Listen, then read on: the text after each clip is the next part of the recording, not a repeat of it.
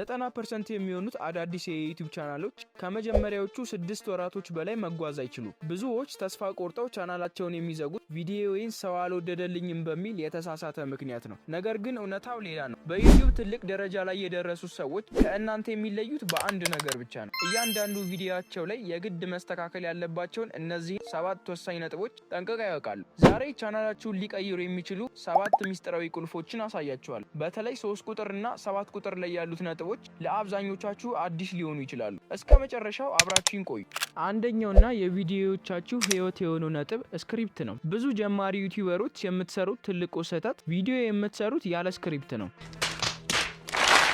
ያለ ስክሪፕት የምትሰሩት ቪዲዮ መድረሻ እንደሌለው መኪና ነው። ማለትም ተመልካቾቻችሁ ከእናንተ ጋር እስከ መጨረሻው እንዲቆዩ ከፈለጋችሁ እያንዳንዱ የምታወሩት ቃል የታሰበበት መሆን አለበት። ጥሩ ስክሪፕት እነዚህን 3 ነገሮች ያደርግላችኋል። አንደኛ፣ ወሬ እንዳይበታተን ያደርጋል። ማለትም የምትናገሩት ነገር ግልጽና ቀጥተኛ እንዲሆን ይረዳቸዋል። ሁለተኛ፣ ተመልካቾችን ይይዛል። መቼ ማሳቅ፣ መቼ ማሳዘን እና መቼ ጉጉት መፍጠር እንዳለባችሁ የምትወስኑት በስክሪፕታችሁ ነው። ሶስተኛ፣ ኤዲቲንግ ያቀላል። አስቀድማችሁ ስክሪፕት ካላችሁ ምን አይነት ድምጽ እና ምስል የቱ ጋር መጨመር እንዳለባችሁ ግልጽ ይሆንላችኋል። ልብ በሉ፣ ዓለም ላይ ያሉ ትልልቅ የዩቲዩብ ቪዲዮዎች ቫይራል ሊወጡ የቻሉት በጥንቃቄ በተጻፈ ስክሪፕት ነው። ሁለተኛውና ወሳኙ ነጥብ ሁክ ወይም ተመልካችን በመጀመሪያዎቹ 30 ሰከንዶች ውስጥ የመያዝ ጥበብ ነው። አንድ ተመልካች ቪዲዮአችሁን ሲከፍት ይህን ቪዲዮ ማየት አለብኝ ብሎ እንዲወስን በመጀመሪያዎቹ 30 ሰከንዶች ተመልካች እንዳይወጣ የሚያደርግ አጭርና አጓጊ ስክሪፕት መፍጠር አለባችሁ። ጥሩ ሁክ ለማዘጋጀት እነዚህን 3 መመሪያዎች ተጠቀሙ። አንደኛ፣ ከተምኔላችሁ ጋር አንድ አይነት አድርጉ።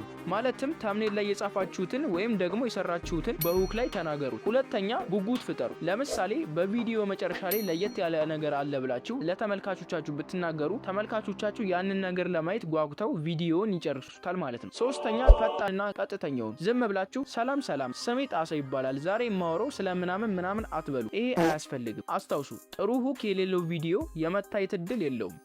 ቀጣዩ ነጥብ የቪዲዮዎቻችሁ ስሜት የሚወሰንበት ኤዲቲንግ ነው። ኤዲቲንግ ማለት ዝም ብሎ ምስሎችና ቪዲዮዎችን መገጣጠም ብቻ ሳይሆን ታሪካችሁን፣ የቪዲዮአችሁን ስቶሪ ተመልካች በማይሰለችበት ፍጥነት ማቅረብ ማለት ነው። በአሁኑ ሰዓት ፕሮፌሽናል ቪዲዮ ለመስራት የግድ ውድ ኮምፒውተር መጠቀም አያስፈልጋችሁ። እኔ ለዚህ ቪዲዮ እንደተጠቀምኩት በስልካችሁ ብቻ አስገራሚ ነገሮችን መስራት ትችላላችሁ። እኔ የምጠቀመው ካፕከትና አላይት ሞሽን ብቻ ነው። በኤዲቲንግ ወቅት መዘንጋት የሌለባችሁ አንደኛ፣ ጃምፕ ከትስ፣ አላስፈላጊ ዝምቶችን በሙሉ ቁረጡ። ማለትም በየቪዲዮዎቻችሁ መሃል ወይም በኦዲዮቻችሁ መሃል የሚገኙ ዝም ያላችሁባቸውን ፓርቶች ምናምን አስወጡ። ሁለተኛ፣ ቢሮልስ ተጠቀሙ። የምታወሩትን ነገር የሚገልጹ ምስሎችንና ቪዲዮዎችን እንደ ኦቨርላይ ተጠቀሙ። ሶስተኛ፣ ቪዥዋል ክሉ፣ ዋና ነጥቦችን ስትናገሩ ስክሪኑ ላይ በጽሁፍ እንዲወጡ አድርጉ። ይሄ ተመልካቾችን ልብ እንዲሉ ያደርጋቸዋል። አስታውሱ፣ ኤዲቲንግ ተመልካቹ ቪዲዮውን እንዲያየውን ብቻ ሳይሆን እንዲሰማው ያደርጋል። አሁን ደግሞ ወሳኝ ወደ ሆነው ክፍል ገብተናል። እሱም ታምኔል ነው። ቪዲዮአችሁ ውስጥ የወርቅ ክምር እንኳን ቢኖር ታምኔሉ ሰዎችን ካልሳበ በስተቀር ማንም ገብቶ አያየውም።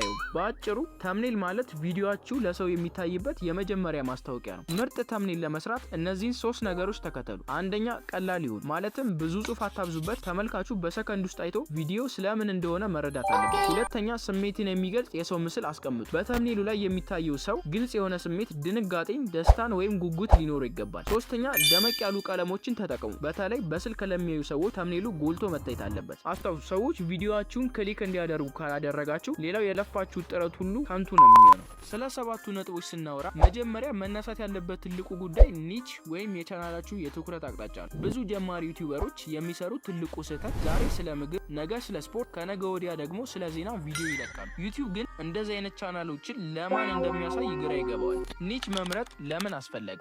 አንደኛ፣ ታማኝ ተመልካች ለማግኘት ነው። ሰዎች ወደ ቻናላችሁ የሚመጡት አንድን የሚወዱትን ነገር ፍለጋ ነው። ያንን ነገር ሁሌም የምትለቁላቸው ከሆነ ሳብስክራይብ ያደርጋሉ። ሁለተኛ፣ ለዩቲዩብ አልጎሪዝሙ ቪዲዮአችሁን ለትክክለኞች ሰዎች እንዲያደርስ ቻናላችሁ ስለምን እንደሆነ ማወቅ አለበት። ትክክለኛውን ኒች እንዴት ትመርጣላችሁ? ይሄ የሁሉም አዳዲስ ዩቲዩበሮች ዋነኛው ጥያቄ ነው። አንደኛ፣ ማድረግ ያለባችሁ ነገር የምትወዱትን ነገር፣ የምታውቁትን ነገርና ሰዎች የሚፈልጉትን ነገር መርጣችሁ አንድ ቦታ ላይ አገናኙ። ከዚያም አንድ ጠንካራ መስመር ይዛችሁ ተነሱ። ሰባተኛውና የመጨረሻው ነጥብ የብዙዎችን ድካም ከንቱ የሚያደርገው ኮፒራይት ወይም የቅጂ መብት ነው። ብዙዎች የታዋቂ ዘፋኞችን ሙዚቃ ባክግራውንድ ላይ ባረገው ቪዲዮውን ያሳምርልኛል ወይም ቫይራል ያወጣልኛል ብለው ያስባሉ። ነገር ግን ይህ ትልቅ የሌላውን ስራ ያለ ፍቃድ መጠቀም ቻናላችሁን ለሁለት ትልቅ አደጋዎች ያጋልጣል። አንደኛ ኮፒራይት ክሌም ነው። ይህ ማለት የሰራችሁት ቪዲዮ ገቢ ቢያስገባ እንኳን እንዳለ ገንዘቡ ለሙዚቃው ባለቤት ይሄዳል። እናንተ ለፍታችሁ ገንዘባችሁ ሌላ ሰው ይወስደዋል ማለት ነው። ሁለተኛውና ከባዱ ደግሞ ኮፒራይት ስትራይክ ነው። ይህ ደግሞ በጣም አደገኛ ሲሆን በ90 ቀናት ውስጥ 3 ጊዜ ከመጣባችሁ ቻናላችሁ ለዘላለም ይዘጋል። ከነዚህ ነገሮች ለመዳን አንደኛ ኖ ኮፒራይት ሚውዚኮችን መጠቀም። እነዚህን ከካፕከት ወይም ከፒክሳቤ ፒክስልስ ከመሳሰሉ ዌብሳይቶች ማውረድ ትችላላችሁ። ሁለተኛው ዩቲዩብ ኦዲዮ ላይብረሪ መጠቀም ነው። ዩቲዩብ ኦዲዮ ላይብረሪ ውስጥ ብዙ ፍሪ ሚውዚኮች አሉ ማለት ነው። ስለ ድምጽ ብቻ ሳይሆን ስለ ቪዲዮ ኮፒራይትም መጠንቀቅ አለባችሁ። የሌላ ሰውን ቪዲዮ ቆርጣችሁ በቪዲዮአችሁ ውስጥ ብታስገቡ ቻናላችሁ አደጋ ላይ ይወድቃል። የሌላ ሰውን ቪዲዮ ስትጠቀሙ እነዚህን 3 ነገሮች አትዘንጉ። አንደኛ ሪዩዝ ኮንተንት፣ ሁለተኛ ፌር ዩዝ ኮንተንት እና ሶስተኛ ቪዥዋል አይዲ። ሪዩዝ ኮንተንት የምንለው የሌላ ሰውን ቪዲዮ ወስዳችሁ ምንም ለውጥ ሳታረጉበት ለምሳሌ የራሳችሁን ድምጽ ወይም ትንታኔ ሳትሰጡ መልሳችሁ አፕሎድ ብታረጉት ዩቲዩብ ቻናላችሁን ዲሞኔታይዝ ያደርግባችኋል። ሁለተኛ ፌር ዩዝ የምንለው ነው፣ ማለትም ፍትሃዊ አጠቃቀም ማለት ነው። የሌላን ሰውን ቪዲዮ መጠቀም የምትችሉት ለትምህርት፣ ለዜና ወይም ለሪአክሽን ብቻ ነው። ያንንም ቢሆን ሙሉ ቪዲዮን ሳይሆን በጣም አጫጭር ክሊፖችን ብቻ ነው መጠቀም የምትችሉት። ሶስተኛ ቪዥዋል አይዲ የምንለው ነው። የዩቲዩብ አልጎሪዝም ልክ እንደ ድምጽ ሁሉ ምስልንም የማንበብ አቅም አለው። ስለዚህ የታዋቂ ፊልሞችን፣ የስፖርት ውድድሮችን ወይም የሌላ ዩቲዩበርን ቪዲዮ ያለ ፍቃድ አትጠቀሙ፣ አደጋ ውስጥ ይጥላችኋል ማለት ነው። አስታውሱ፣ በሰው ስራ ላይ ተመስርቶ ትልቅ ቻናል መገንባት አይቻልም። በቪዲዮ ውስጥ ያየናቸውን እነዚህ 7 ህጎች በአግባቡ ከተገበራችሁ ቻናላችሁ ወደ ሌላ ደረጃ መሻገሩ አይቀሬ ነው። በሚቀጥለው ቪዲዮ ደግሞ ተመልካች ሳይሰለች እስከ መጨረሻው እንዲያይ የሚያደርግ ፕሮፌሽናል ስክሪፕት እንዴት እንደሚጻፍ ሙሉ አሰራሩን ይዤላችሁ እመጣለሁ። ቪዲዮን ከወደዳችሁት ቀጣዩ ክፍል እንዳያመልጣችሁ ሰብስክራይብ ማድረጋችሁ እንዳትረሱ። በሚቀጥለው ቪዲዮ እስከምንገናኝ ቻው።